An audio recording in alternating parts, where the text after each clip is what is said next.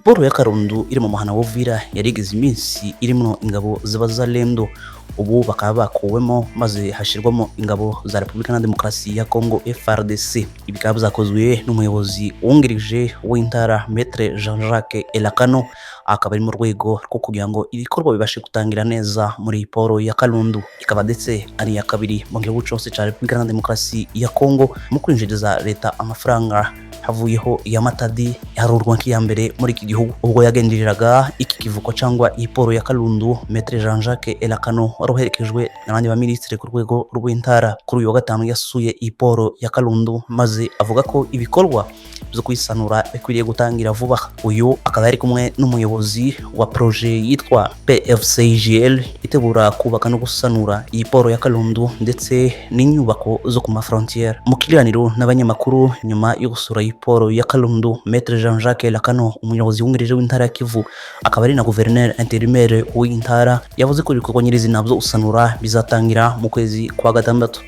Yongeye ko muri uku kwa kane ngo hazakirwa amadosiye y'amashirahamwe azahatanira kugira ngo bakore ibikorwa byo gusanura Iporo ya Karundu. Iyo zose bikazakorwa ku buterankunga bw'iyi projet yitwa PFCGL imaze gusanura ibindi bikorwa bitandukanye harimo nka frontiere ya Ruzizi 1 ndetse ikabiteganya no gusanura frontiere ya Kavimvira ihanye urubibi n'igihugu cy'u Burundi. Maître Jean-Jacques Elakano yavuze ko ibi bizafasha leta ya Repubulika ya Demokarasi ya Kongo gusubira kwinjiza kandi ubutunzi butandukanye biciye muri iki kivuko cyangwa se Iporo ya Karundu. Mu kugira ngo ibi bikorwa bitangire neza, nuko amabato menshi azaja hagarara mu zindi poro mu gihe hategurwa ko Iporo ya Karundu ari nayo ya leta izasanurwa, maze igasanurwa hisunzwe iterambere rya none. Ibi birakorwa mu gihe umuhana wa Uvira nanone hakigaragaramo ingabo nyinshi z'abazalendo zikomeje kubangamira abaturage nanone bagasaba kuzakorwa muri uyu muhana